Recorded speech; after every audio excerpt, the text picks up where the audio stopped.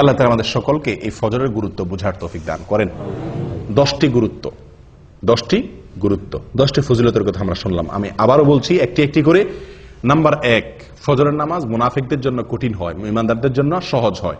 অতএব ফজর নামাজে হাজির হতে পারা ঈমানদারের পরিচয়। নাম্বার 2, ফজর নামাজে হাজির হলে তার জিম্মাদারি কে নেয়? আল্লাহ সুবহানাহু ওয়া তাআলা নেন। ওই দিনের জন্য আল্লাহ জিম্মাদারি নিয়ে নেন। আল্লাহর নিরাপত্তার ভিতরে সে প্রবেশ করে যদি ফজর নামাজ আদায় করে। নাম্বার 3, ফেরেশতারা আল্লাহ সুবহানাহু ওয়া তাআলার কাছে গিয়ে ওই ব্যক্তির পক্ষে কি দেয়? সাক্ষ্য দেয় যে সে সালাত আদায় করছে, ভালো কাজ করছে। নাম্বার 4, যদি কেউ ফজর নামাজ জামাতের সাথে আদায় করে তো আল্লাহ সুবহানাহু ওয়া তাআলা তাকে সারা রাত দাঁড়িয়ে তাহাজ্জুদের নামাজ পড়ার সওয়াব, নফল নামাজ পড়ার সওয়াব দান করেন। নাম্বার 5, ফজর নামাজ যদি কেউ জামাতের সাথে পড়ে, আলো আঁধারিতে কষ্ট করে মসজিদে আসে নিয়মিত, তো আল্লাহ সুবহানাহু ওয়া তাআলা তার বিনিময়ে কিয়ামতের দিন তাকে পরিপূর্ণ আলোর ব্যবস্থা করেন, তার জন্য স্পেশাল তার জন্য আলোর ব্যবস্থা করেন কিয়ামতের দিন। 6 নম্বর পুরস্কার হলো আল্লাহ সুবহানাহু ওয়া তাআলাকে দেখা জান্নাতীদের সবচেয়ে বড় পুরস্কার, সবচেয়ে বড় পুরস্কার। এই পুরস্কারটি সে শুধু পাবে তা নয়, পূর্ণিমার চাঁদ যেরকম মানুষ দেখতে পারে পূর্ণিমার রাতে, আল্লাহ সুবহানাহু ওয়া তাআলাকে সেই এরকম পরিষ্কার ভাবে দেখতে পারবে। এবং সে না, সব জান্নাতীরা কেউই ভিড় করবে না আল্লাহকে দেখার জন্য। একটা জিনিস দেখতে গেলে, অনেক লোক দেখতে গেলে ভিড় করে অনেক সময় দেখা লাগে না, আল্লাহ সুবহানাহু ওয়া তাআলাকে সেরকম ভিড় করে দেখতে হবে না।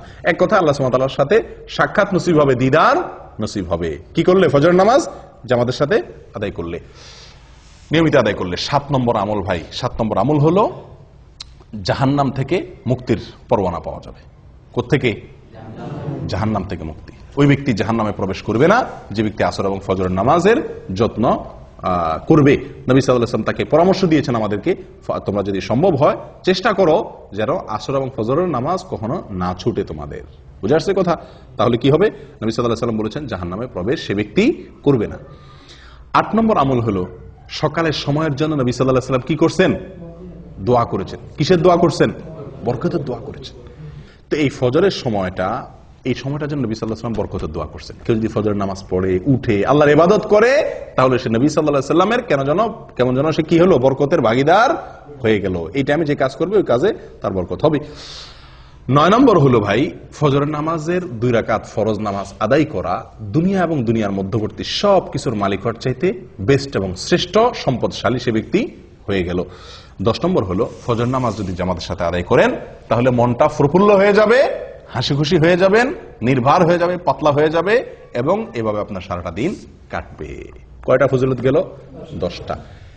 11 নম্বর একটা সম্পূরক ফজিলতের কথা বলি, সেটাও দুনিয়াবী ফজিলত। সেটা হলো স্বাস্থ্যের দিক থেকে একজন মানুষ যদি ফজর নামাজে উঠে অনেক রোগ বালাই থেকে আল্লাহ তাআলা তাকে হেফাজত করেন। যে ব্যক্তি সকালে ঘুমায় থাকে ওই ব্যক্তির চাইতে যে ব্যক্তি সকালে উঠে, ওই ব্যক্তির জন্য স্বাস্থ্যগত দিক থেকে সে ব্যক্তি অনেক বেশি ভালো থাকে। দেখুন আমাদের উর্দুতে একটা প্রবাদ বা হিন্দিতে একটা প্রবাদ আছে, সুবাহ কি হাওয়া হাজার বিমারিও কি দাওয়া। সকালবেলার হাওয়া এটা হাজার হাজার রোগের ঔষধ। একজন মানুষ যদি ফজরের নামাজের সময় উঠে, ফজরের নামাজের সময় মসজিদে আসে পায়ে হেঁটে, তাহলে সকালে হাওয়া তার গায়ে লাগবে কি লাগবে না? যে ঘুমা রয়েছে 7টা-8টা বাজে উঠছে, তার তো এই নসিব হয় নাই। তাহলে স্বাস্থ্যের জন্য এটা কি অত্যন্ত ভালো, সকালে ফজর নামাজ জন্য উঠতে পারা।